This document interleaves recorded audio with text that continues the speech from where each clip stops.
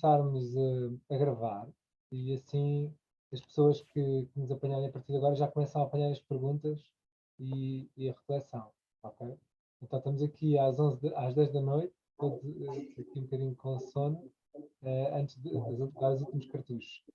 Hum, eu, então, a convite da Mónica, não preparei propriamente uma apresentação nova com base nestas perguntas sobre as alterações climáticas e o conceito científico. Simplesmente fui escolher uma das minhas apresentações, aquela que estava mais ou menos adequada àquilo que nós íamos fazer. Eu sou investigador na Faculdade de Ciências, submeti hoje o meu doutoramento, estou a trabalhar na Faculdade. Parabéns, parabéns. Obrigado. Estou a trabalhar no C3C, no grupo de investigação do Filipe Duarte Santos, desde 2012, sobre a adaptação às alterações climáticas e trabalho sobre o planeamento participativo da adaptação às alterações climáticas, seja em zonas costeiras, seja na agricultura e nas florestas, nomeadamente no Montado, e resido no Alentejo. E pronto, então, eu antes de começar a fazer apresentações sobre alterações climáticas, eu sou engenheiro do ambiente, licenciado já em 2003, portanto, já nessa altura aprendíamos essas coisas todas, mas quando voltei a trabalhar do ponto de vista académico e a fazer apresentações com stakeholders e depois fazer planeamento e discussões sobre o que é que se deve fazer, o que não se deve fazer em cada contexto, antes de fazer isso, fiz o exercício, bem, antes de voltarmos a aprender tudo, nós estamos num grupo de investigação muito fértil nestas matérias, resolvi ir ver, depois de me preparar bem para fazer a primeira apresentação que me coube, resolvi, antes de o fazer, ir ver 2 ou 3 vídeos daqueles que são contra as alterações climáticas e ver se tinha argumentos para todas as questões que são ali colocadas. E pronto, e fiquei bastante contente por ter informação para contrapor todas e, portanto, sinto-me bastante à vontade para apresentar este tema, para responder a perguntas. E se calhar o que eu propunha era um bocadinho isto, era antes de eu começar aqui a despejar informação sobre vocês, se calhar perceber o que é que vocês gostavam de mais de ouvir, e depois eu se calhar posso dar um bocadinho mais de enfoque numa ou noutra coisa, porque eu posso falar durante muito tempo. E se calhar interessa mais saber o que é que vocês querem ouvir, além da Mónica, que já sei que gostava de saber um bocadinho sobre estas alterações climáticas naturais que existem, além daquelas que são causadas pelo ser humano, não é? E pôr um bocadinho porque várias vezes nos dizem isto, então, mas as alterações climáticas sempre existiram. Existiram ou não existiram? Então, mas são causadas pelos humanos ou não são? Como é que a gente encaixa isto? Não é? Além desta questão, que questões é que vocês têm, o que é que vocês gostavam de ouvir sobre este tema das alterações climáticas, que eu talvez possa responder. Isto é uma... Obrigado por começares assim, André. Eu, de facto, se soubesse que começavas assim, tinha feito uma lista das minhas questões para me organizar, não é? Porque, bom, mas eu acho que essa questão, de facto, é assim, nós na psicologia sem me estender muito, mas na psicologia, quando as pessoas, climática, quando as pessoas começam a dizer, não, mas isto, há ciclos naturais, a ação humana pode nem ter tanto a ver com isso, nós encaramos isso como uma defesa psicológica, não é? É isso que dizemos às pessoas, faça o conhecimento científico que temos, isso é uma forma de defesa, não é? Pronto, mas isso é também para dar um bocadinho o contexto de como é que a psicologia climática lida com isso. Ou seja, a psicologia climática situa as defesas em relação ao estado atual da ciência, não é? Em relação a... Pronto, era importante também dar-te este feedback para saberes um pouco onde é que nós estamos, não é? Mas eu teria também, como a Mónica, curiosidade para saber, por acaso é uma questão que eu nunca pensei, ok, isso também, como é evidente, se há ciclos naturais e o que isso significa da Terra, também está a acontecer neste momento, qual é que é o ciclo que é esperado aqui, não é? Nesta altura, acho que isso também é uma questão interessante. Estas disparidades que nós observamos em relação ao consenso, não é? É evidente que se nós formos mesmo para o ativismo, toda a gente nos diz que o consenso é 100%, mas depois de vez em quando há outras fontes que dizem não é muito bem, é 98, ou 99, ou 99. Pronto. Perceber um bocadinho como é que se calcula este consenso, mas que é uma questão que eu e a Mónica temos, não é? E que também para nós seria interessante explorar. E da tua visão, não é? Quando nós, como pessoas da psicologia, não é? Estamos a falar de clima e a comunicar pelo lado da psicologia, não é? Nós não somos educadores de ciência climática, não é essa a nossa formação, não é? Nós relegamos as pessoas para os dados da ciência. Mas o que é que tu consideras serem os dados mais importantes da ciência que nós, como educadores de psicologia, não como educadores de ciência climática, não somos cientistas climáticos, nem nos afirmamos como tal, mas como educadores de psicologia, educadores de psicologia climática, quais são os dados científicos que tu achas mais importantes que nós devemos remeter às pessoas no nosso discurso, nas nossas conversas com audiências, nos nossos discursos com clientes individuais no consultório, ou grupos, ou o que seja? O que é que tu consideras, dentro da muita informação, que nós devemos mesmo enfatizar? Para as pessoas perceberem um bocadinho a urgência disto. Acho que essas seriam um pouco as minhas dúvidas, Teresa. acho que já temos aqui pano para mangas. Acrescentaria talvez só dar. Tento enquadrar estas questões também um bocadinho no contexto português, não é? Já que a COPSI também trabalha aqui em Portugal, portanto, poder nos dar algum enquadramento sobre aquilo que acontece aqui em Portugal, especificamente. Pois é, isso é uma boa. E se nós estamos ou não a atravessar desertificação? Porque eu uma vez mencionei isso a um geógrafo, ele ia-me comendo vivo. Desertificação, isso é um termo da geografia, muito técnico. Pronto, não é? Portanto, entre outras coisas, não é? Entre outras Ok, coisas. boa. Fantástico. Bom, então vou começar.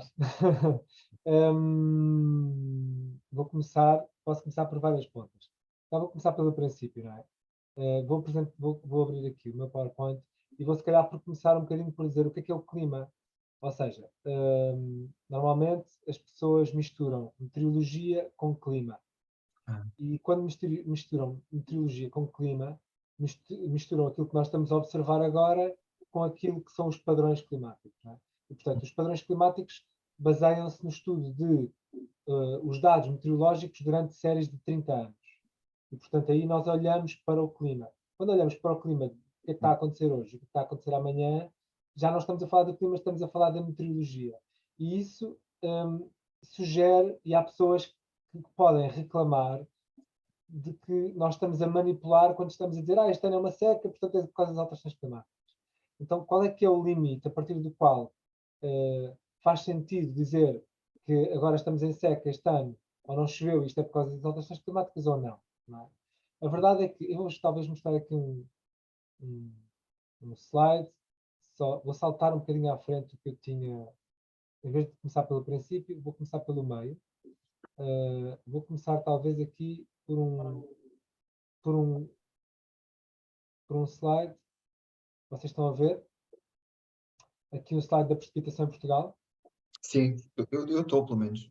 Pronto, então, basicamente este slide, isto é o cenário da precipitação no período de 2070 a 2100, no cenário climático RCP 8.5, que significa que temos mais 8,5 watts por metro quadrado, como se tivéssemos um pequeno radiador por cima, face ao que temos no histórico. E portanto, vai em algumas zonas, isto é a precipitação que está projetada neste cenário para Portugal, e isto significa que vai haver menos precipitação em alguns sítios, noutros mais, mas o que é interessante que vos queria mostrar é este gráficozinho aqui, no canto inferior direito, que nos mostra, atenção, isto é uma projeção, mas é com base no histórico que reflete um bocadinho os padrões que nós temos na precipitação, que são muito variáveis, ou seja, a precipitação muda muito de ano para ano, ok? E, portanto, há anos em que nós podemos ter 800 milímetros, em média em Portugal, e outros, aliás, atualmente este é maior, por acaso não tenho aqui, mas o que eu quero dizer é que há uma grande variação de que pode ser mais 400, em média em Portugal, mais 400 ou menos 400 milímetros. No Alentejo pode ser num ano 300 milímetros, no outro ano 700 milímetros, no Baixo Alentejo, por exemplo, e a média ser 600. E o que eu quero dizer com isto é que nós não conseguimos dizer exatamente que este ano é um ano que chove mais ou que chove menos por causa das alterações climáticas, o que nós conseguimos é ver os padrões. E quando os padrões se assemelham àquilo que nós achamos que é o que está a acontecer, então podemos, com alguma confiança, dizer, epá, nos últimos anos está a chover menos, nos últimos anos há mais aridez. Eu tenho uma imagem que não tenho aqui nesta apresentação, que é a evolução da aridez em Portugal. Vou tentar buscar aqui, eu coloquei até aqui na minha tese de doutoramento, e que talvez vos possa até mostrar aqui da minha tese de doutoramento um bocadinho. O que é que eu quero dizer? Quer dizer que há uma evolução na aridez em Portugal, apesar de nós termos esta informação de que os cenários climáticos não se podem olhar com base num períodos de 10 anos. Não é? Eu vou-vos partilhar agora este Excel, esta imagem, que vos mostra a evolução da aridez. Vocês talvez consigam ver. Estas zonas a castanho são as zonas semiáridas, depois as zonas subúmido seco, até as zonas úmido. E estas zonas, portanto, aqui estamos no canto superior esquerdo, de 1960 a 1990, as zonas de semiárido em Portugal, depois 70 a 2000, 80 a 2010 e 2000 a 2010. E vocês estão a ver como a aridez em Portugal está a aumentar. Estão a ver? Portanto,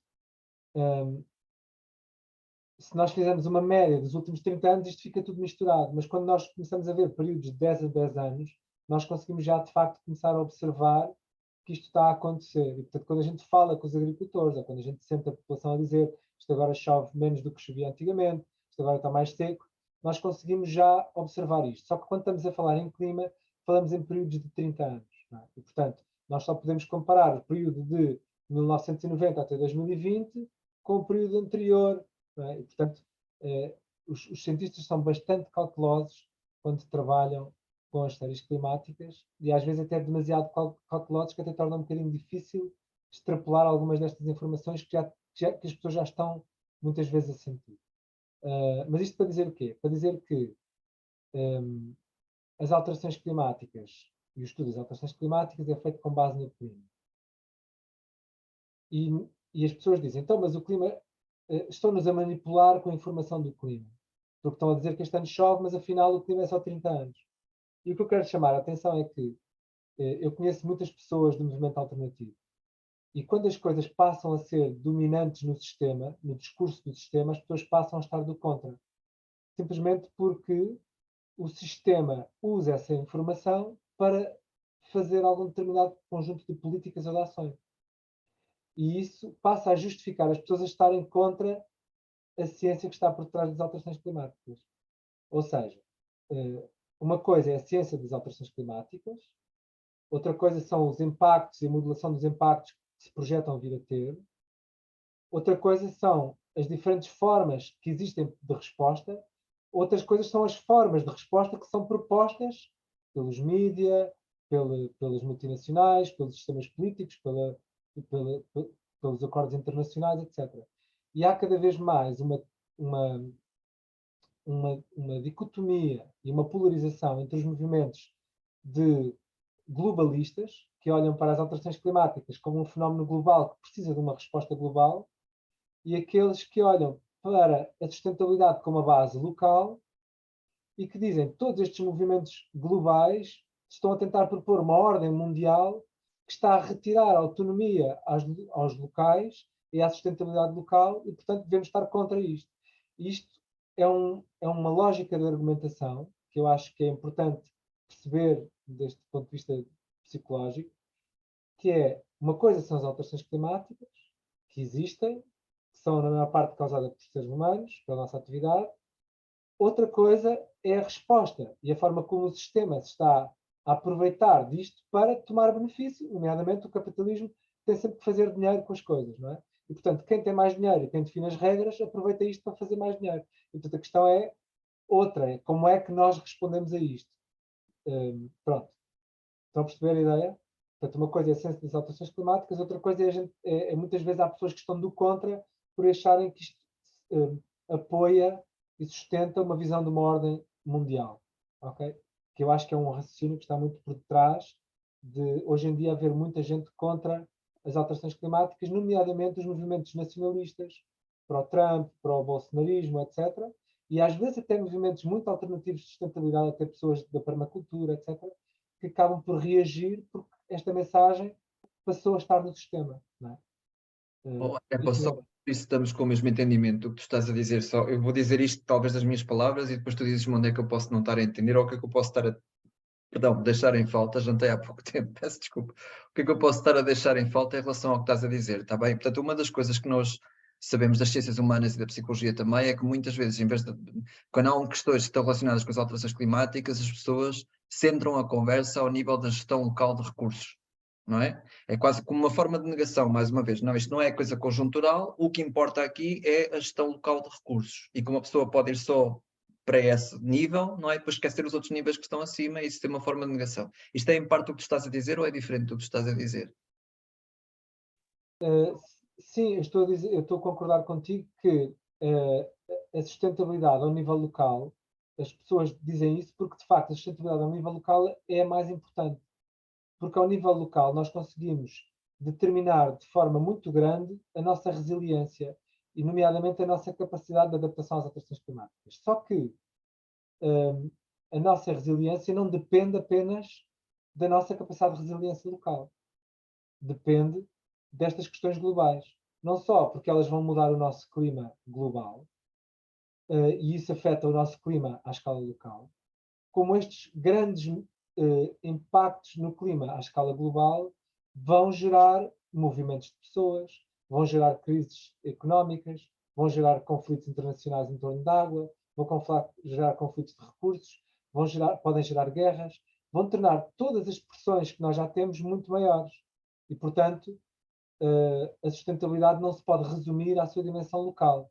Okay? Portanto, estamos a falar isto tudo antes de eu vos fazer a apresentação sobre alterações climáticas. Estamos a começar pelo fim antes do princípio, não é? Mas para dizer então o seguinte, que eu trabalho com a adaptação às alterações climáticas. Se calhar tenho um slide para isto, e se calhar começamos aqui um bocadinho na apresentação para talvez... acho que tinha aqui um slide. Não, por acaso esse slide já não está. Bem, nós temos uma em adaptação desculpa. A ação às alterações climáticas passa pela mitigação e pela adaptação. Tinha aqui este slide, exatamente.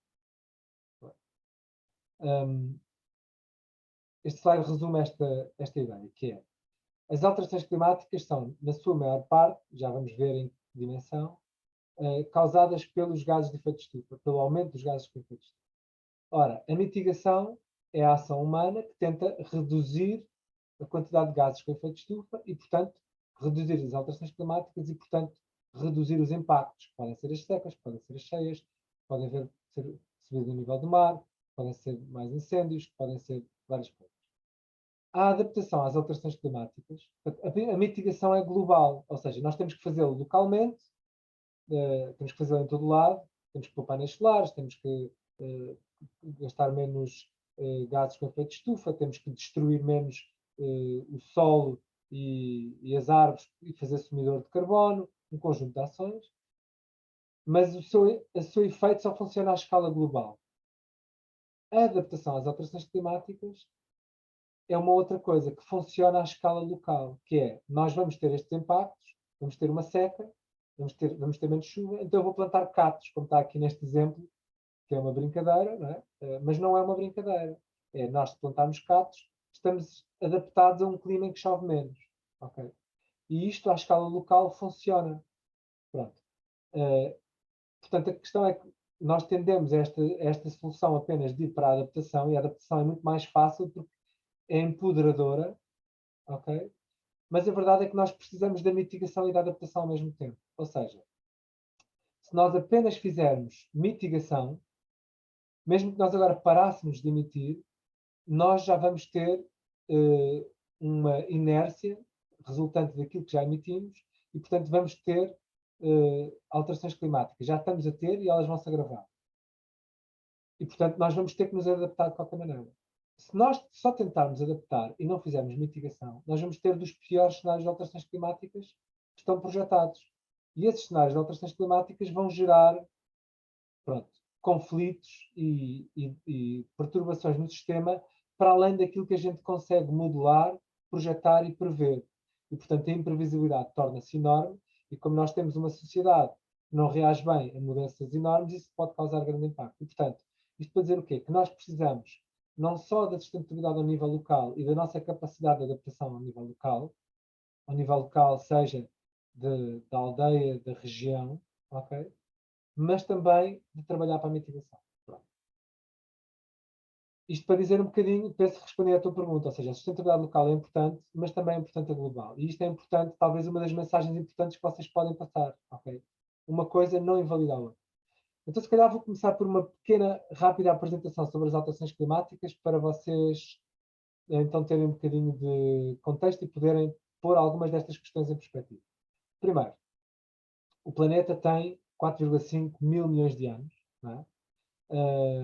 A vida na Terra demorou para aí, agora já não sei exatamente, mas aí uns 2 mil milhões de anos a aparecer. O planeta já teve estas diferentes formas de continentes e o clima na Terra é formado por um conjunto de fatores, não é? Pela radiação solar, mas também pela forma como a irradiação solar se movimenta, a forma como a temperatura e a energia circula no planeta. E, portanto, estas variações ao nível dos oceanos têm uma enorme influência no clima. E, portanto, não podemos falar nunca apenas da componente do clima que tem a ver com a nossa atmosfera e a composição da atmosfera. Nós sabemos que os planetas que não têm atmosfera têm um clima muito mais extremo, não é? Porque não guardam energia na atmosfera e, portanto, aquece muito durante o dia e arrefece muito à noite. O nosso planeta tem uma composição na atmosfera que permite fazer um balanço dessa temperatura. Mas não é só isso que regula o nosso clima. Regula também a circulação dentro do nosso planeta, que não é só atmosférica do ar, que faz passar temperatura e calor de umas zonas para as outras, mas também os oceanos, também a reflexão da terra, a reflexão da água, portanto, são um conjunto de fatores. E, portanto, é óbvio que têm existido inúmeras alterações climáticas ao longo de todo este processo, ok? E nós temos passado por períodos de eras glaciares e eras quentes, ok? São estas zonas aqui diferentes. Eu vou-vos só mostrar, porque é o período que nós temos de forma mais clara conhecido, com base nestas extrações que se fazem de gelo dos glaciares, consegue-se andar para trás e perceber condensações de carbono, através dos cheiros bentónicos, da matéria orgânica que existe, que reflete a quantidade de vida que existia na água em diferentes alturas, consegue-se perceber o nível do mar, a altura dos gelos, e consegue-se perceber a temperatura que existia no planeta bem ao longo destes últimos 400 mil anos. E o que vocês estão a ver aqui, e nós estamos neste momento, o que vocês estão a ver aqui, basicamente, é que nós estamos aqui num período quente, ok?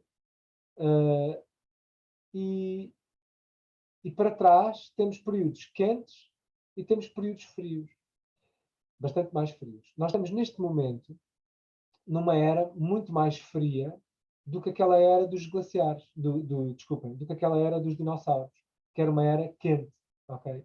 Em que o nível do mar estava bastantes metros acima daquilo que é hoje. Nós agora estamos numa era glaciar, mas dentro desta era glaciar estamos num período interglaciar. Ou seja, dentro de uma era em que estamos numa zona fria, nós estamos num período quente, ok? E estes períodos quentes têm a ver com conseguem-se correlacionar diretamente com este aumento de concentração do CO2. Mas se vocês virem estes gráficos sobrepostos, vocês vão ver que, na verdade, não foi o CO2 que gerou este aumento de temperatura. É uma resposta a este aumento de temperatura. Porquê? Quando há mais atividade de vida na Terra, há também aumento da produtividade de oxigênio, mas há também um aumento de CO2. Então há uma diferença na evolução de composição da atmosfera e, neste caso, apesar disto ser sinergético, neste caso aconteceu ao contrário. Estas causas destas alterações climáticas históricas, quando nos dizem mas já existiam alterações climáticas, isto que nós estamos a viver agora não tem nada a ver com isso. Então, já existiam alterações climáticas, é verdade. Aquilo que estamos a acontecer agora tem a ver connosco. Como é que isto funciona? Pronto. Primeiro, o que é isto de um período interglaciar? Só vocês percebem isto, não é? Um período glaciar é aquele em que temos uma temperatura média global baixa e temos muito gelo, e, portanto o nível do mar também está mais baixo. Um período interglaciar é um período em que temos mais calor e, portanto, temos menos gelo, temos uma temperatura superior. Pronto, isto era mais ou menos óbvio. O que eu vos queria dizer é que estes ciclos que estão aqui foram entendidos, já estudados nos anos 60 pelo Milankovitch, que é um físico, que basicamente percebeu que nós temos, além destas variações de energia do Sol, além destas variações de circulação atmosférica pelo mar, as correntes oceânicas que transportam e as correntes atmosféricas que transportam energia e calor de um lado para o outro no planeta, nós temos alguns fatores que condicionam a temperatura do planeta e que têm a ver não com o que se passa dentro do planeta, mas com o planeta em si ou com a sua órbita. Então, o primeiro é a excentricidade da órbita. Isto significa o quê? Que a órbita da Terra às vezes é mais uma circunferência mais perto de um círculo e outras vezes é mais oval, elíptica. Okay? E esta oscilação na excentricidade da órbita faz uma grande, portanto, em torno do Sol, okay? Faz uma grande diferença na forma como a radiação solar chega à Terra. Vocês sabem que há uma altura em que a Terra está mais perto do Sol e outra que está mais longe. Não é? No hemisfério norte, estamos aqui a entrar em detalhe, não é? Mas no hemisfério norte, o eixo da Terra está assim virado para a direita e, portanto, quando nós estamos aqui mais longe, estamos virados para o Sol e, basicamente, temos a radiação solar a entrar a pique no hemisfério norte e esta é a nossa altura de verão, apesar de estarmos mais longe. Okay? No hemisfério sul é ao contrário. É quando está deste lado, porque é quando está mais de pico. Mas pronto, isto são pormenores. Quer dizer, não são pormenores, mas não interessa para aquilo que eu quero dizer agora. O que quero dizer é que este movimento da excentricidade da órbita tem um período de cerca de 100 mil anos em que volta à mesma situação. Depois há um outro movimento, que são a oscilação do eixo da Terra, que varia entre 22,5 graus a 24,5 graus. E esta oscilação também tem uma grande influência na quantidade e na forma como a radiação entra. E a outra, que tem imensa, é a precessão do eixo da Terra. Isso significa o quê? Significa que tal quando nós lançamos um peão ao chão, ele começa a rodar sobre si próprio, mas quando começa a acabar o movimento, ele começa a fazer assim. Não é? Começa a oscilar em torno de um pico que está no chão. E este movimento chama-se a precessão. Ora, o que é que isto acontece? A verdade é que o planeta Terra está a fazer isto. Ou seja, o movimento do planeta Terra em torno do Sol ainda não está estável. E como não está estável, acontecem estas três coisas e uma delas é a precessão. Significa que a cerca de 20 mil anos demora a dar a volta toda. Ou seja, a cerca de 10 mil anos o verão troca com o inverno no planeta Terra. Ok? Agora estamos no outono. Daqui a 10 mil anos esta altura será a primavera. Estão a ver? Pronto. Isto mostra, claramente, que é óbvio que há alterações climáticas. Quando nós olhamos para isto, já nos anos 60, o Milankovitch fez estas contas, a alteração, estes diferentes movimentos, fazem com que a radiação da Terra, a radiação do Sol, incida de forma diferente no planeta, e isto consegue-se pôr numa equação matemática. Okay? E esta é a equação da alteração da radiação no planeta relacionada com a precessão. Esta com as alterações do eixo da Terra. E esta com aquela excentricidade da órbita. E quando juntamos isto tudo, estas três equações numa só, dá-nos esta amarelo, que se chama uma combinação do forçamento solar. Ou seja, há uma diferença de força da radiação solar entrar no planeta e a soma delas dá esta equação. E quando nós comparamos esta equação com estes estágios de glaciação no planeta nos últimos 400 mil anos, neste caso aqui mais, 1 milhão, nós vemos que isto bate completamente certo. Estão a ver? Isto significa o quê? Que são estes os movimentos que explicam as alterações climáticas que nós temos vindo a observar no planeta nos últimos 400 mil anos, ok? E 1 milhão de anos para trás. Estão a ver? Isto porquê? Porque antes disso havia outros fatores ainda, como a diferente forma Houve vários fatores que fizeram mudar o clima na história da Terra, ok? Desde a dinâmica dos oceanos, à própria evolução da composição da atmosfera, às próprias erupções vulcânicas, ao próprio embate de um meteorito. Pronto, todas essas coisas têm enorme influência no clima da Terra. o que é relevante aqui perceber é que quando nos dizem que as alterações climáticas sempre existiram, nós podemos responder e perceber que sim, que é verdade, elas sempre existiram. Okay? E estes grandes padrões de alterações climáticas não são causados pelo ser humano. O que é causado pelo ser humano são as alterações climáticas dentro deste pico de estabilidade, que é este que está aqui. Ou seja, dentro dos últimos 10 mil anos, nós temos uma estabilidade climática. E esta estabilidade climática está a ser, e se quiserem ver aqui, este aqui é o último relatório do IPCC, mostra-nos os últimos 2000 anos, ok? E a temperatura que tínhamos nos últimos 2000 anos e aquilo que está a ser observado agora. E isto aqui agora com os cenários, com os cenários não, com aquilo que seria expectável se não tivéssemos ação humana e aquilo que estamos a observar face à ação humana. Okay? Portanto, o que é que nós queremos dizer com isto? Queremos dizer que existem alterações climáticas de longo prazo que são causadas por fenómenos muito maiores do que aqueles que nós estamos a fazer, mas aquela estabilidade climática que nós temos agora está a ser fortemente ameaçada pela ação humana, ok?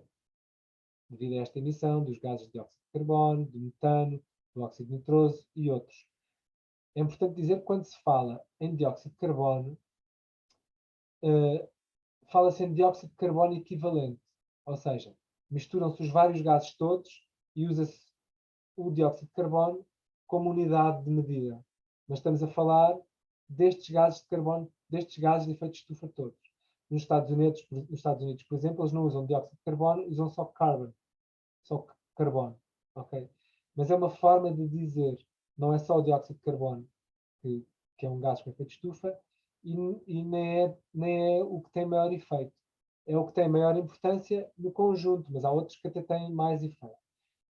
Pronto, esta imagem aqui mostra um bocadinho só que a temperatura à superfície da Terra teria uma temperatura, a temperatura média da Terra, se não tivéssemos atmosfera, teria uma temperatura média de menos 18 graus. E como temos atmosfera, é que temos esta temperatura média de 15 graus. Okay? E, portanto, isto é óbvio que existe um efeito de estufa e isto é inegável pela física, quer dizer, está mais do que estudado, basta fazerem uma estufa com plástico e verem como isso altera o clima, ou com gases, quer dizer, não há qualquer questão sobre isso. Há questões sobre qual é que é a componente de cada um dos gases, quanto tempo é que eles duram na atmosfera e qual é que é o potencial que eles têm, por exemplo, se é diferente ou não lançar dióxido de carbono cá em baixo na troposfera, à nossa altitude, ou lançá-la num avião lá em cima, por exemplo. Tem efeitos diferentes. E há já bastante investigação que mostra que é bastante pior até quando se lança lá em cima. Mas, mais do que isso, esta questão para perceber, então, qual é que é o papel dos seres humanos nas alterações climáticas que estamos a observar agora. Okay? Portanto, só para voltar um bocadinho atrás, antes disto. Estes períodos de alterações climáticas, estes picos, aquilo que se projeta neste momento é que este período em que nós estamos interglaciar, que seja, de acordo com o IPCC, este período deve durar mais cerca de 15 a 30 mil anos. Okay? Portanto, o que nós deveríamos ter era mais 15 a 30 mil anos de estabilidade climática. Okay? É importante dizer que o ser humano, o Homo sapiens, já existe há 200 mil anos. Portanto, nós não vamos morrer se o clima mudar. Ok? Porque o ser humano já passou, o ser humano veio da África ainda num período de era glaciar. Ok? Portanto, o ser humano consegue se adaptar. A questão não está se nós vamos sobreviver. A questão está em que nós somos, neste momento, já não sei se 8 bilhões, não é? E isso é completamente diferente. Sobrevivermos uns milhares de habitantes que podemos mover-nos de um sítio para o outro, não é? E caçar, e apanhar frutas e pescar, do que sermos 8 bilhões de pessoas com relações hipercomplexas, com recursos a escassear e altamente interdependentes, é completamente diferente. Portanto, esta é a questão grave. Adaptar-nos a um clima em mudança rapidamente é uma coisa muito mais difícil do que se fôssemos um pequeno grupo de seres humanos a mudar. Por exemplo, há muitos exemplos na história, mesmo recente, do ser humano migrar para se adaptar às alterações climáticas. Não é? No Peru, por exemplo, os moches apanharam uma seca tal grande nos desertos do Peru, que ainda hoje são desertos, que subiram e foram mais para perto da zona que é hoje a Amazónia, não é? e dos Andes. Quer dizer, por todo o lado, o ser humano se move e se adapta. A questão está em que, face a estas alterações climáticas graves, e depois já vamos entrar para perceber o que é que isto significa. Pronto, isto para dizer então, nós devíamos ter aqui uma estabilidade e esta estabilidade está a ser ameaçada por quê? Por estes fenómenos que estamos aqui a ver à frente. É um bocadinho técnico, mas para vocês perceberem então. Aqui, a alteração da quantidade de radiação que chega à Terra, resultante das alterações que estão a acontecer no Sol, é este bocadinho aqui a vermelho. Ok? Isto mede-se em que unidade? Os tais watts por metro quadrado. Portanto, vocês pegam numa lâmpada, não é? E uma lâmpada de 50 watts, uma lâmpada de 10 watts, uma lâmpada de 100 watts, vocês conseguem perceber o calor que isso irradia, não é? Portanto, o que estamos a falar é de cada um destes efeitos, seja as alterações no Sol, seja as alterações na superfície da Terra, seja o aumento das poeiras, seja o ozono, seja o metano, seja o dióxido de carbono, tem uma diferença na forma como a radiação solar entra ou não. Portanto, o Sol pode emitir mais radiação solar, mas isto é um bocadinho. O aumento de poeiras, por exemplo, faz com que haja menos radiação solar a entrar. Então, há um filtro. Não é? O aumento do CO2, o aumento do metano, faz com que haja maior efeito de estufa. Quando nós tomamos estas coisas todas, há um aumento. Isto, atenção, é o que está a ser observado agora. Okay? E, portanto, nós sabemos que neste momento o potencial antropogénico, ou seja, feito pelo antropos, pelo ser humano, é muito maior do que aquele que está a ser causado pela radiação solar. E é daqui que vem esta informação de que a maior parte das alterações climáticas são causadas pelo ser humano. Este é o gráfico mais atual, que é feito pelo relatório do IPCC, que saiu este ano, não é? O ano passado, 2021.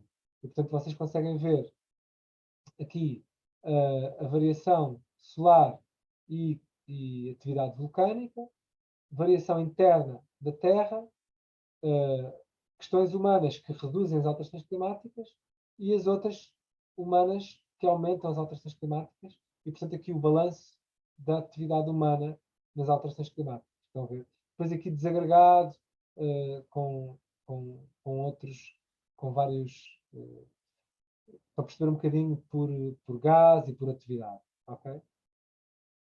Pronto. Isto, à partida, deve-vos dar para perceber que as alterações climáticas são causadas pelos seres humanos, apesar de existirem alterações climáticas que não são causadas pelos seres humanos.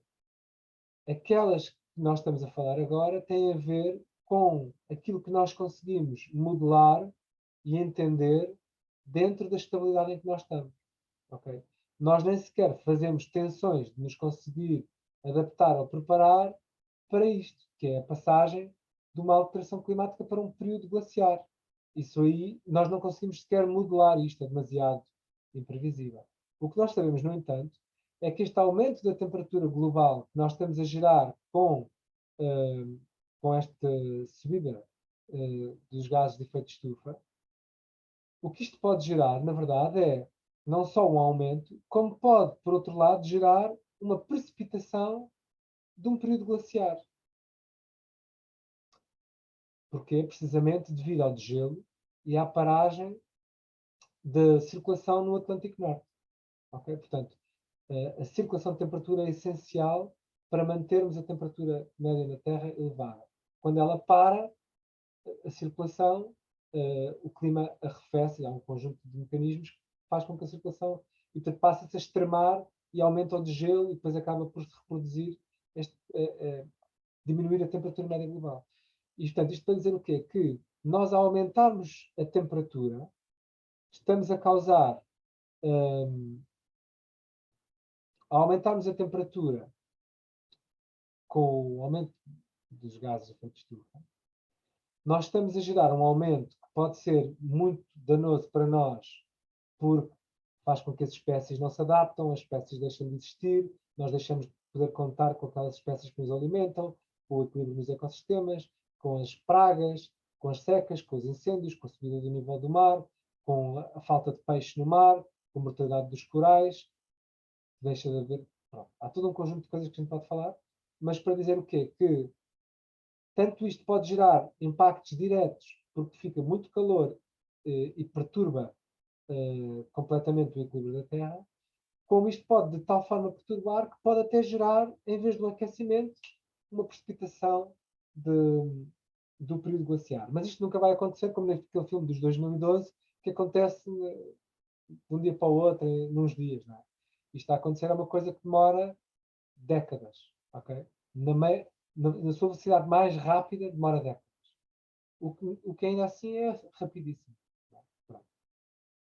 Pronto, dito isto, se calhar para perceber então, estes watts por metro quadrado, que significam o aumento de radiação solar que fica presa no efeito estufa, é a forma como nós, como os cientistas, discutem e fazem cenários de alterações climáticas. Então, os cenários são: o cenário mais grave é o de um aumento de 8,5 watts por metro quadrado.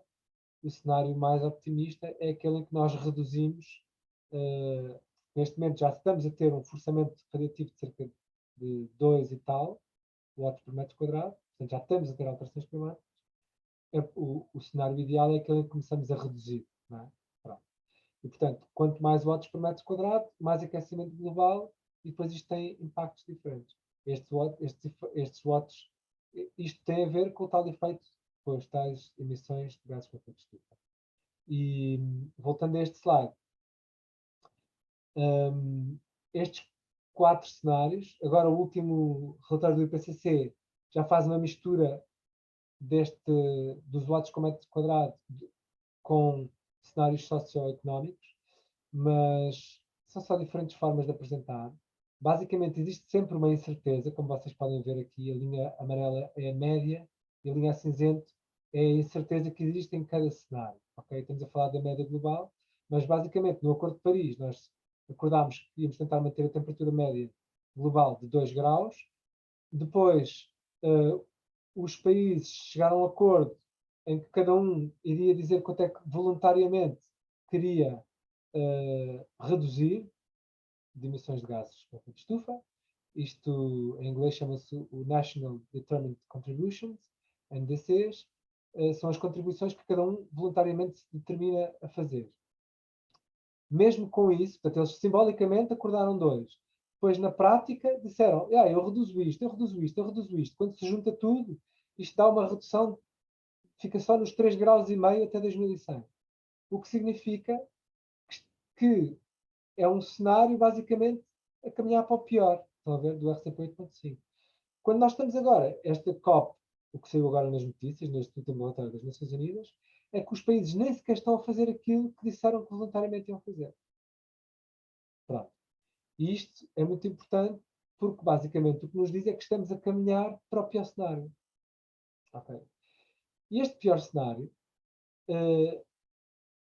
muitas pessoas criticam, os cientistas dizem que são muito alarmistas e tal. Mas a verdade é, eu diria, e eu sou cientista, é que eu acho que é exatamente o oposto. Ou seja, os cientistas são extremamente moderados e quando eles fazem cenários, por exemplo, aqui, ou aqui, quando este é mais claro, apesar de ser do relatório anterior, acho que é mais estético, mais fácil de perceber, mas este aqui é mais ou menos o mesmo.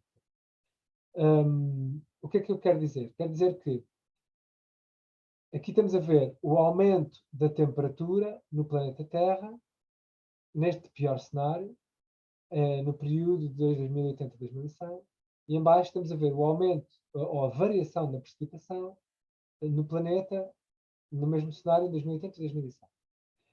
O que é que eu quero dizer com isto? Quero dizer que este aumento da temperatura é um aumento de temperatura de qual modelo? Há muitos modelos. E há modelos que dizem que há resultados muito piores e outros menos graves. E então, o que os cientistas fazem um ensemble, que é uma média deles todos. Às vezes são dezenas de modelos. E, portanto, na verdade, os resultados extremos deixam de existir. E, portanto, quando nós falamos, por exemplo, em subida do nível do mar, para Portugal, está modelado, está projetado neste pior cenário, com um ensemble, uma subida do nível do mar de cerca de 60 centímetros a 1 metro, para o período de 2070 a 2100. Mas isto lá está com a média dos modelos, porque se formos para um pior modelo, há modelos que dizem 2 metros ou mais. Estão a ver? Portanto, isto é só para vos dar a ideia do que é que estamos a falar. Bom, dito isto, dizer então que as alterações climáticas vão gerar efeitos muito diferentes em diferentes zonas do planeta. Aqui este mesmo gráfico mais atualizado. Qual é que vai ser a alteração da precipitação no planeta com esta subida de 4 graus? Como vocês veem, o Mediterrâneo são zonas em que vai chover muito menos. Ok, drier, aqui a castanho. Mas há outras zonas do mundo em que vai chover mais. Portanto, tudo o que tem a ver com aqueles discursos de em todo lado vai acontecer isto, em todo lado vai acontecer isto, é um bocadinho, é um discurso errado. Existe muita complexidade nisto e aquilo que vai acontecer num sítio pode ser bastante diferente daquilo que vai acontecer noutro. Nomeadamente em Portugal, a gente olha aqui para estes mapas gerais e parece que Portugal vai ficar todo mais seco, mas a verdade é que não é isso que nós vemos quando vemos nos cenários, ou seja, nós podemos ter no norte de Portugal um aumento da precipitação e no sul uma diminuição da precipitação. Ok? Portanto, isto é importante. Assim, muito rapidamente, o que é que isto significa? Vou tentar ser rápido. Portanto, vamos ter um aumento da temperatura média anual. Vamos ter, em algumas zonas da Europa, uma diminuição da precipitação e outras zonas um aumento da precipitação. Ora, reparem, para o norte e centro da Europa, um aumento da precipitação com um aumento da temperatura significa mais produtividade. Eles vão ter mais produtividade na agricultura. Estão a ver? Enquanto que para nós, mais temperatura com menos precipitação significa mais aridez. Significa não só que não temos água para os cereais, como para as árvores, como para as barragens, para a rega, nos furos, etc. Estão a ver? Portanto, aquilo que para nós é um grande problema, para outros até pode ser uma vantagem em alguns aspectos. Claro que todos vão ter grandes desafios, porque basicamente nós não estamos sozinhos. Isto vai afetar-nos uns aos outros. Não é? Vai afetar claramente as relações. Nós vemos agora como a falta de disponibilidade de exportar o trigo da Ucrânia cria uma crise alimentar na Somália. Não é? Agora imaginem o que é que isso significa quando passamos a ter uma zona toda inteira, um Mediterrâneo todo inteiro, em que perde uma produção, que pode ter uma perda de produção de 50%, 100% nos anos de seca. As secas vão se tornar mais frequentes e mais intensas. Agora aumenta isto, não sei se as secas vão se tornar não só mais frequentes, mais longas, mais intensas, mais duradouras. Pronto, isto é tudo muito grave para o Mediterrâneo. Estão a ver que são as zonas em que estas coisas vão acontecer. Ao mesmo tempo, em Portugal e no Alentejo e no Sul, apesar de diminuir a precipitação, pode aumentar a precipitação no inverno. Porquê?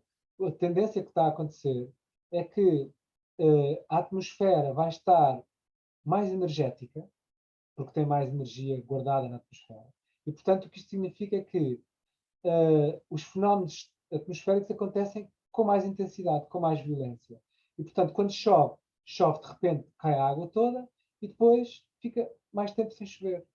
Pronto, e, portanto, vamos ter mais fenómenos de erosão, mas podemos ter grandes chuvadas. Estão a ver? E, portanto, aquele discurso simplista em que as pessoas dizem está a chover, então, afinal estavam a dizer que há alterações climáticas, olha esta chuvada. As chuvadas até vão aumentar. Estão a ver? E, portanto, isto talvez vos possa dar alguns argumentos quando se quiserem entrar neste tipo de conversa um bocadinho mais técnica.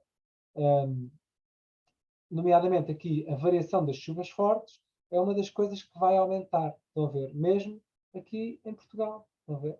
Portanto, dependendo dos meses, dependendo dos meses do ano. Então, vai aumentar o número de ondas de calor, vai aumentar a temperatura média. Há um site que é o portaldoclima.pt, vocês podem verificar, é super fácil de usar, portaldoclima.pt, tem os cenários para o clima em Portugal até o período de 2100 e tem estas informações que eu vos estou a mostrar aqui um bocadinho, que é o aumento da temperatura média, vocês podem pôr por região, aqui no Alentejo temos um aumento de cerca de 4 graus. Mais uma vez, estamos a falar da média destes modelos, porque depois, quando nós vamos ver qual é que é o modelo que mais se aplica aqui a uma determinada zona, às vezes são modelos, isto é uma média dos modelos que dão bem para Portugal. E no Minho é bastante diferente no Sul, e portanto às vezes a média não é a melhor coisa. Mas isto vai ter efeitos diferentes, reparem. Vai aumentar a temperatura. Reparem, a temperatura... isto não é a temperatura média, então isto é a temperatura máxima. A temperatura máxima está aqui. Temperatura máxima de julho, sendo que é a média deste período de 2070 a 2100, vai aumentar 4 a 6 graus. Okay? E, portanto, estamos a falar de ter a média do mês de julho, ou seja, os dias todos do mês de julho, os dias todos, não é o dia máximo de julho, os dias todos do mês de julho, no Baixo Alentejo, terem 40 graus de máxima. Estão a ver? Portanto, é óbvio que isto tem impactos muito grandes. Tem impactos muito grandes na saúde das pessoas, tem impactos muito grandes na sobrevivência das árvores, que deixam, vou passar à frente e vou saltar aqui diretamente. Por exemplo, isto é aquilo que nós chamamos um envelope climático. Isto é a temperatura máxima em 2010, no histórico, e não é em 2010, é no histórico, desculpem, e estas linhas, a vertical é 2040, 2070, 2100, neste cenário RCP 8.5. Isto para a zona de Barrancos. E aqui vemos, portanto, que a temperatura vai aumentando. Não é? Agora, isto são diferentes espécies e qual é que é a sua tolerância climática. Por exemplo, o sobreiro, a partir de agora, vai deixar de funcionar naquela zona. Estão a ver? De acordo com esta projeção, e se continuarmos a seguir este cenário. E, portanto, este é o tipo, algumas espécies adaptam-se e outras não se adaptam. Outras, umas deixam de existir por causa da temperatura, outras deixam de existir por causa da precipitação. Na mesma zona, em Barrancos, herdade da Coitadinha, a precipitação passa de 600 para cerca de 500. Estão a ver? Então, há várias espécies que hoje estão ali ainda no limiar ou estão à vontade, vão deixar de conseguir sobreviver ou de ser produtivas. Estão a ver? Então, este é o tipo de impactos que nós vamos ter. Agora, existem outras espécies? Existem. Agora, estamos preparados e conseguimos adaptar à velocidade? Estamos preparados para deixar de ter montado e passar a ter argânias, árvores de Marrocos? Não, ainda não estamos preparados. Então, não estamos porque eu tenho feito workshops com os stakeholders e quando planeamos, as pessoas estão disponíveis para começar a experimentar, mas não mudar a paisagem toda. Não é? Então, aqui a questão, talvez passando assim um bocado à frente agora, a parte da ciência das alterações climáticas, depois podemos voltar atrás, é que face a este tipo de cenários, não é?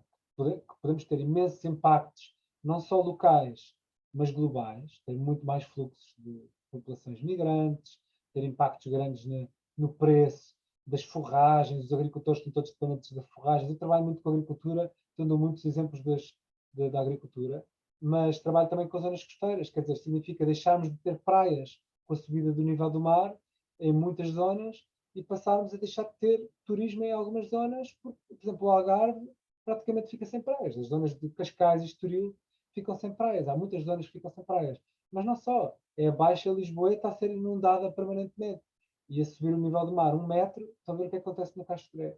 Mas há em muitas zonas, não só Portugal, como na Europa, no mundo, etc. Então, no mundo, temos impactos sobre, por exemplo, as populações da Ásia, que estão altamente dependentes de peixe, e que com as alterações climáticas, mas também com os glifosatos, etc., os corais estão a morrer, e morrendo os corais, deixando de haver peixe, aquelas pessoas são milhões de habitantes cuja sua dieta é principalmente à base de peixe, e de repente temos uma crise global. Portanto, estas coisas geram efeitos muito maiores, que se chamam os cisnes brancos, que são inesperados, cisnes negros, desculpa, que são inesperados e que podem ser muito alarmantes. Pronto. Agora, qual é que é o outro lado? O outro lado é que nós podemos nos adaptar e podemos planear a adaptação. Temos sempre que fazer mitigação. Mas nós podemos fazer mitigação e adaptação ao mesmo tempo. E uma das opções é abandonar, dizer, olha, isto já não dá, vamos embora daqui. Né? Vamos abandonar a cidade nesta zona, vamos abandonar estas praias, vamos abandonar esta zona do Alentejo, vamos abandonar... Né? Outra opção é nós acomodarmos a mudança e dizer, então vamos começar a plantar cactos, vamos começar a plantar alfarrobas onde antes havia azinheiras, porque já não há geadas, então as alfarrobas já podem, isto é uma imagem de uma alfarrobeira, as alfarrobeiras são sensíveis à geada, mas agora vai deixar de haver geadas no Alentejo. Agora, quer dizer, a prazo. Não é?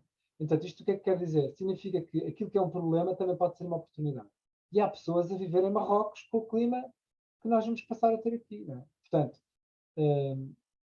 mais uma vez, isto não significa que vamos morrer, significa que nós vamos ser obrigados a mudar. E o que é que isto deve trazer às pessoas? Resiliência, capacidade, flexibilidade, inovação, criatividade, skills, habilitações práticas para as pessoas poderem ter várias ferramentas na sua vida para se poderem adaptar a uma sociedade que vai estar em mudança. Outra forma é tentar proteger e agarrarmos àquilo que nós temos o mais que podemos. Não é? E, portanto, isto significa o quê? Tentar armazenar mais água da chuva, tentar regar, tentar tornar as cidades frescas, tentar subir diques para que a água não avance para cima das cidades. Quer dizer, há todo um conjunto de coisas que nós podemos tentar fazer, gastar imenso dinheiro para tentar manter aquilo que nós temos como conhecemos, que a partir de certa altura vai tornar-se muito caro. Não é? Pronto. E outra hipótese ainda é dizer, ok, vamos não só aproveitar isto, vamos ter que nos adaptar, não vai poder ser tudo igual, vamos ter que planear uma sociedade diferente, vamos aproveitar o facto de que estamos a começar a olhar para o clima e que temos que nos sintonizar com o clima. A nossa sociedade está completamente desintonizada da natureza. Vamos aproveitar isto para nos sintonizar outra vez com a natureza, sintonizar aquilo que fazemos com o nosso ambiente natural, que está a mudar. Então vamos aproveitar para regenerar. Okay? Regenerar não só a paisagem, mas a forma como nós vivemos, transformar a forma como nós vivemos. Então dou-vos aqui um exemplo, que eu acho que é inspirador, que é uma zona do tamanho da área da França, na China, que é o Los Plateaux, que é uma zona que foi intervencionada com o financiamento do Banco Mundial, que era isto que vocês estão a ver, uma zona que estava num processo de desertificação em loop. Quanto mais chove, as zonas inclinadas, mais leva sol, e não havia qualquer possibilidade de restauro daquilo natural. Mas então houve uma intervenção financiada com milhares de trabalhadores a fazer este tipo de socalcos naquelas paisagens todas, numa área enorme, e hoje é uma zona onde se cultivam não só cereais, mas arroz, naquelas encostas que eram completamente erudítas. E dá emprego a milhares e milhares de pessoas. Portanto, é uma zona que está, 10 anos depois, completamente regenerada. Isto para dizer o quê? Que mesmo nos sítios mais inóspitos, onde parece que não é possível, se nós de facto pusermos o conhecimento que temos e a vontade, o ser humano consegue fazer muitas coisas. Mas para isto é preciso planear. E, portanto, o que é que eu trago com isto? Trago talvez uma mensagem de esperança, e depois o meu trabalho é só sobre planear a adaptação na agricultura e nas florestas, no território. Okay?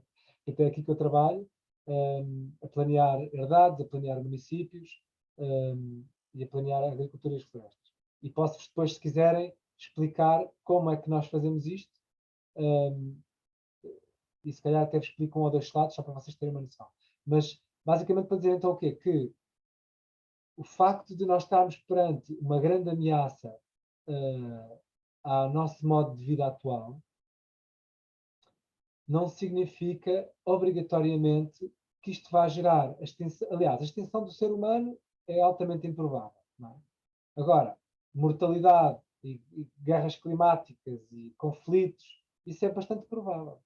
Agora, a questão é o que é que nós podemos fazer, não é?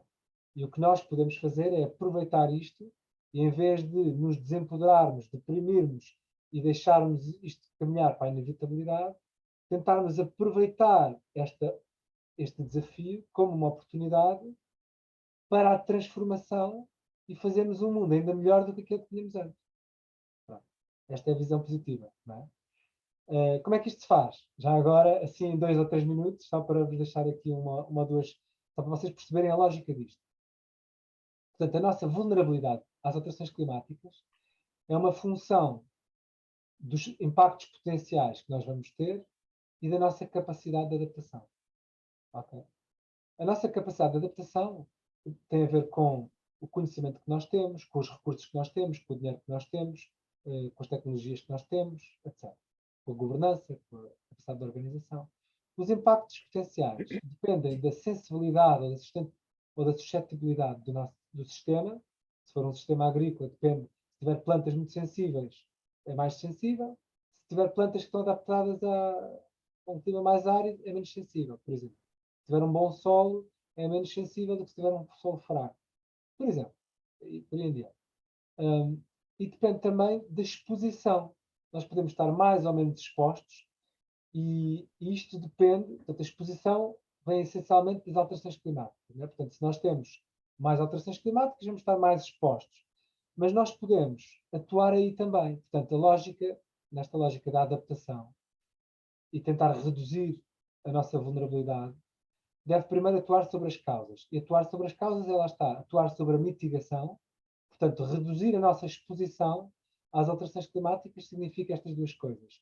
Uma, eu vou pôr um bocadinho maior para vocês verem melhor. Uma, reduzir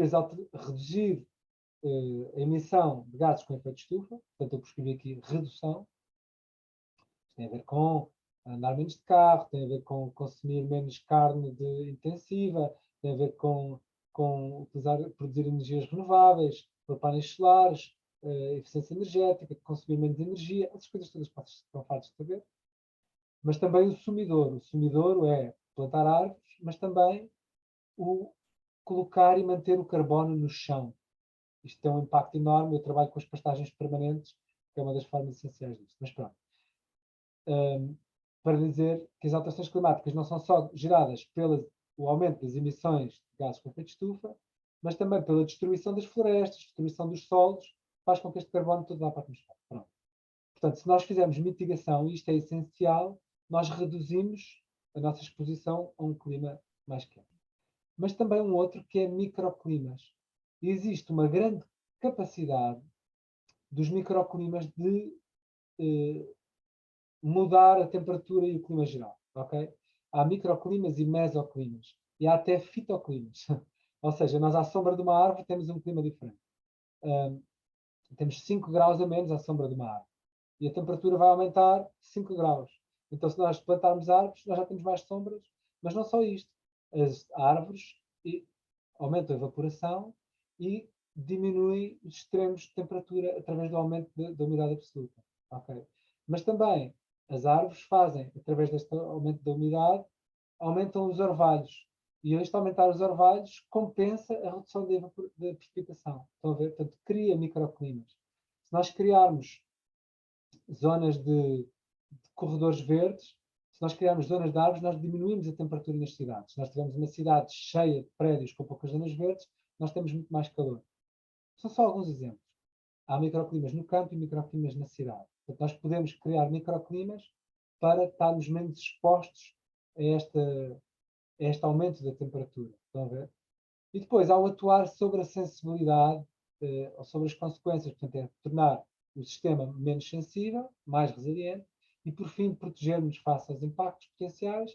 Isto aqui é muito específico para a agricultura, se calhar agora não vale a pena estar a explicar, mas faz sentido dizer que dependendo de cada zona. Eu tenho isto para as zonas costeiras, etc.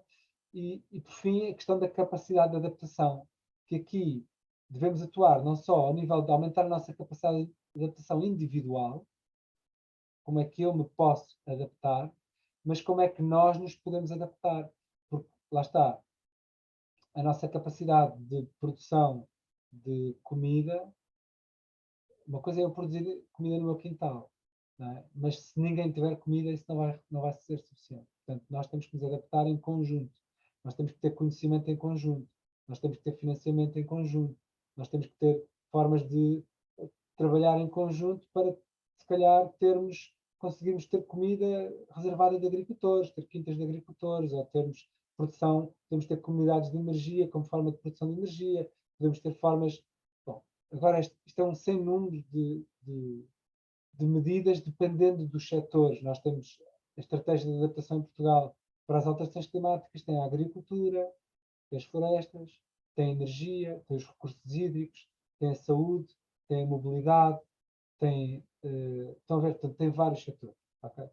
Pronto. No fundo, o que eu queria dizer com isto, esta apresentação aqui era mais sobre a agricultura e eu repesquei agora, é que existem muitas formas de nós reduzirmos a nossa sensibilidade, reduzirmos a nossa vulnerabilidade, aumentarmos a nossa resiliência, mas elas estão interdependentes. A nossa capacidade individual com a do grupo, com a da região, com a do país, com a do mundo. Não é?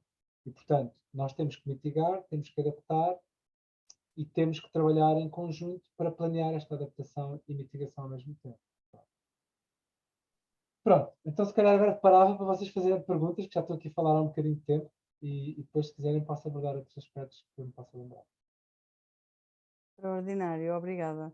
Eu ia só perguntar, quer dizer, partindo do princípio que o consenso científico é grande, ia pegar naquela pergunta que o Pedro fez, porque como é que é calculado o consenso científico? Ok, então eu não sei muito bem responder a essa pergunta, sei responder, tenho a minha opinião sobre como acho, mas nunca me dediquei muito a isso. Mas nós vimos alguns artigos, não é, Pedro, em que eles contam, Exato. nesse artigo apresentam as contagens dos artigos. Normalmente, como essas coisas se fazem, é com meta-análises.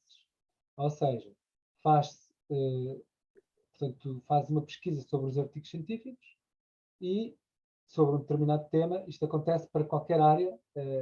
Tens artigos de testes e tens artigos de meta-análises. As meta-análises é tu ires buscar informação aos vários artigos e fazeres uma análise matemática e estatística de qual é que é a resposta dos vários artigos em conjunto. Okay? E, portanto, provavelmente, quando se dizem percentagens de consenso, vem daí. Okay? Portanto, é olhar para todos os artigos que incidem sobre um determinado tema e analisar quais é que são as suas conclusões. Eu trabalho como vos disse, na Universidade de Lisboa. Nós trabalho num centro com 300 investigadores. Trabalho em parceria em projetos europeus desde 2012 com cientistas de todo o mundo. Fiz o programa doutoral em alterações climáticas e pronto, e basicamente estou sempre a pesquisar. Eu, na minha tese de doutoramento, só para vocês verem, tenho centenas e centenas de referências que li. E, portanto, estou farto de ler e de ler e de ler e de ler e de ler coisas. E, portanto, nunca vi nada de robusto a criticar a questão das alterações climáticas, destas questões dos ciclos de Milankovitch, as questões destes cenários. Nada disto. O que existe depois é interessante é entrar na discussão científica sobre os erros que existem nos cenários que se projetam. Aí existem muitos erros, como eu gostava de dizer, porque, desde logo, o trabalhar com ensembles, ou seja, conjuntos de modelos, é desde logo um enorme erro. Porque só que isto faz-se porque, por um lado, para diminuir o erro, né, para retirar os extremos, e faz-se porque se trabalha ainda muito a escalas muito grandes. Okay? Portanto, as pessoas começaram-se por trabalhar as alterações climáticas à escala global e havia modelos climáticos globais. Agora já há modelos climáticos regionais, não é? E dentro desses modelos climáticos regionais nós podemos usar médias para ver, por exemplo, como é que vai ser em Portugal. Mas aquilo que eu às vezes faço quando estou a trabalhar com por exemplo, para uma zona específica, é nós vemos, há artigos para ver, por exemplo, só para Portugal, estudar 30 modelos regionais e ver como é que eles aderem ou não àquilo que está a acontecer. E vemos que em algumas zonas do país há uns que aderem mais e há outras zonas do país em que outras aderem mais. Porque as funções matemáticas e físicas que são usadas para a construção dos modelos têm pressupostos, não é? E é difícil tu criares modelos perfeitos. Tu estás a mapear e a tornar na matemática a vida e a complexidade do planeta. Isso é muito complexo. E, portanto,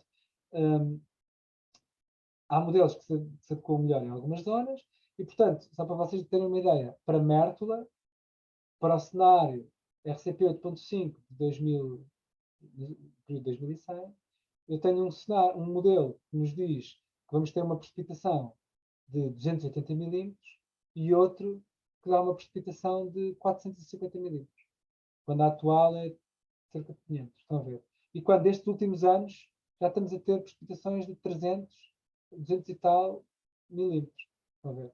Portanto, o que é que eu quero dizer com isto? Quer dizer que, por um lado, aquilo que estamos a observar nos últimos anos é pior do que alguns dos piores modelos.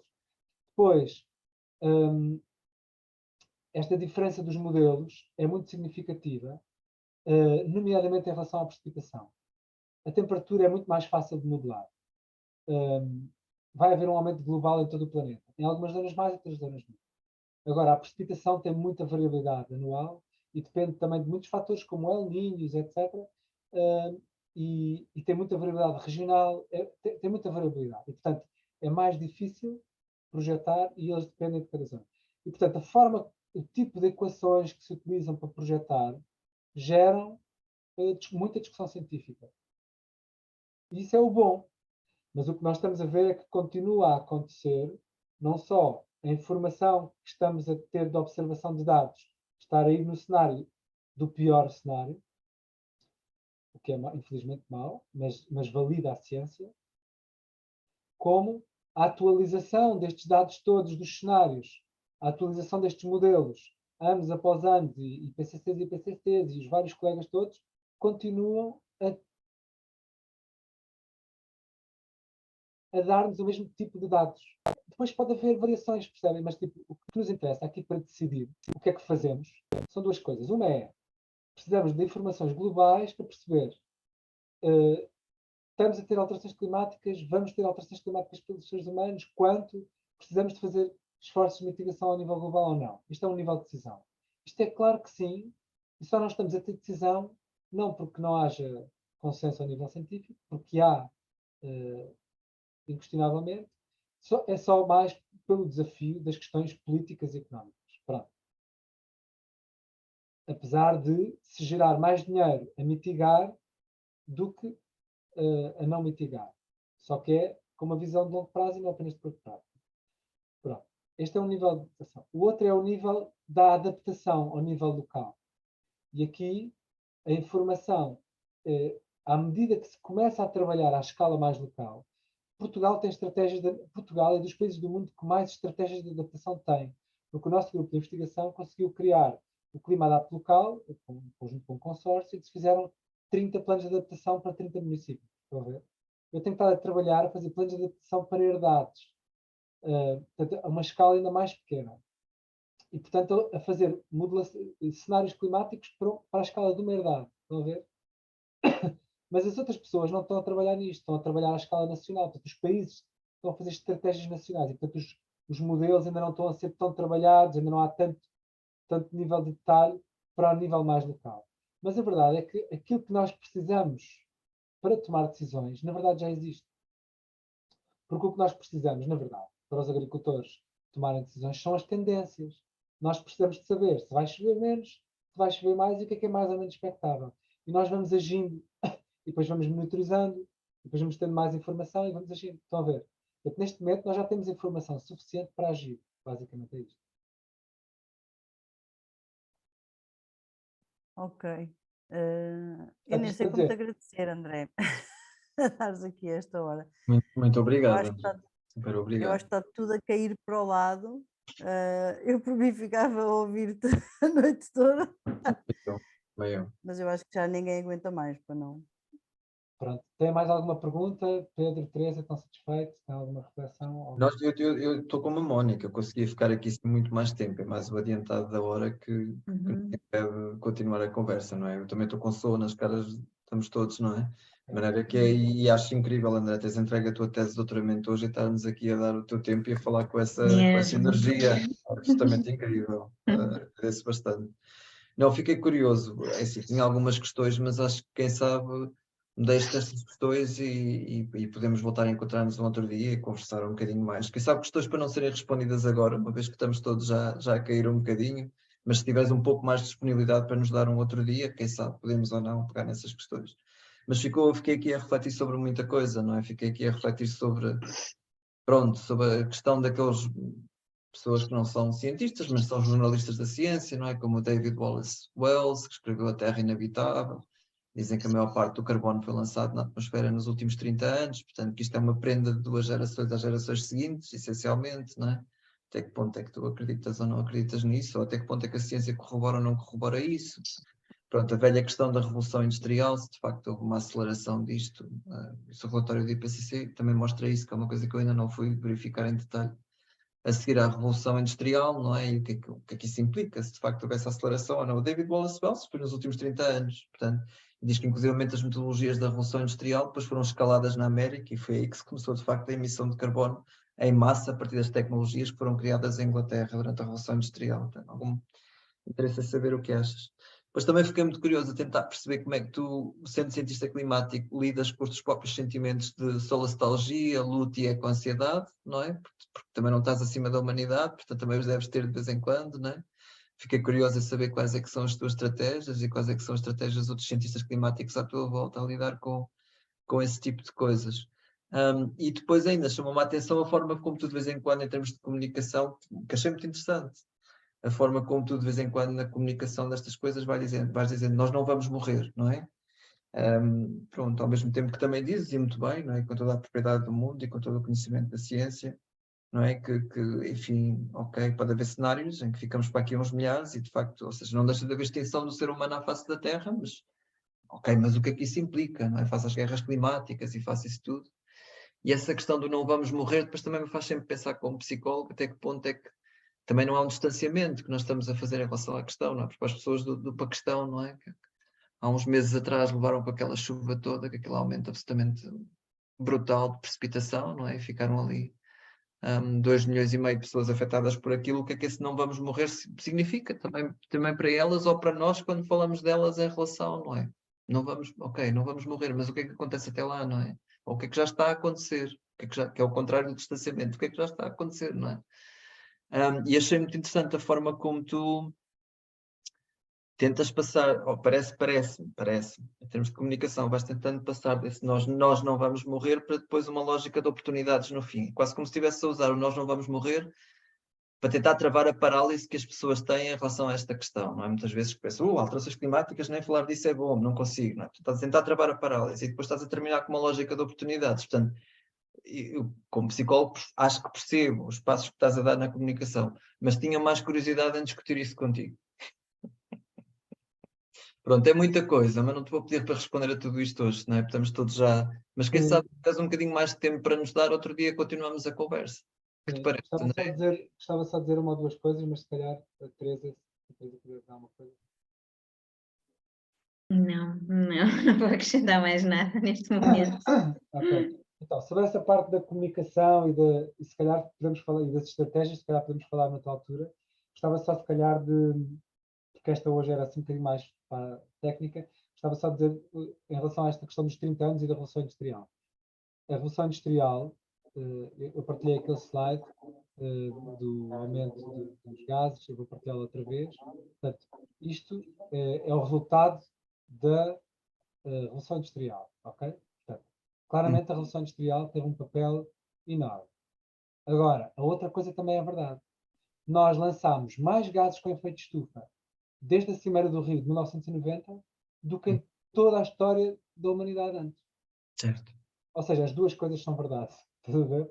Ou seja, é a Revolução Industrial e é ainda mais Os aquilo que nós últimos. temos feito nos últimos 30 anos. Pronto, isto é louco, mas é verdade. Eu gostava de dizer uma outra coisa, porque eu acho que é muito importante para a questão do discurso que estávamos a falar, esta questão das alterações climáticas é uma manipulação ou não, que é o seguinte. Há muitos problemas que nós temos hoje em dia que não são só causados pelas alterações climáticas. Apesar das alterações climáticas serem causadas essencialmente por seres humanos, problemas como, sei lá, a mortalidade do montado, onde é o meu tema de doutoramento, ou a erosão costeira, onde eu tenho que trabalhar muito, não são essencialmente causados pelas alterações climáticas. Eles são agravados pelas alterações climáticas. A erosão costeira é causada pelos esporões e é causada pelo facto da areia ficar presa nas barragens. Okay? A destruição dos montados e o declínio do montado tem a ver com o maltrato que tem sido feito à paisagem. As alterações climáticas tornam isto mais grave. E, portanto, isto para dizer o quê? Que hoje em dia se faz uma espécie de panaceia como as alterações climáticas são a causa de tudo. É como com o Covid, que é a causa e a solução para tudo. Não é?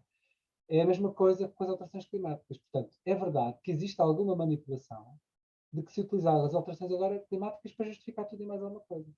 E pronto, era só para vos trazer isto, dizer que há sempre um fundo de verdade em alguma coisa, não é? É tentar perceber qual é que é e não nos deixarmos manipular nem para um lado nem para o outro. E, portanto, se as alterações climáticas são importantes, são. Podemos fazer alguma coisa sobre elas? São. Se vão tornar as coisas mais graves? Vão. São as principais causas dos problemas que nós temos hoje? Não, elas são um sintoma. São um sintoma da forma como nós estamos no planeta.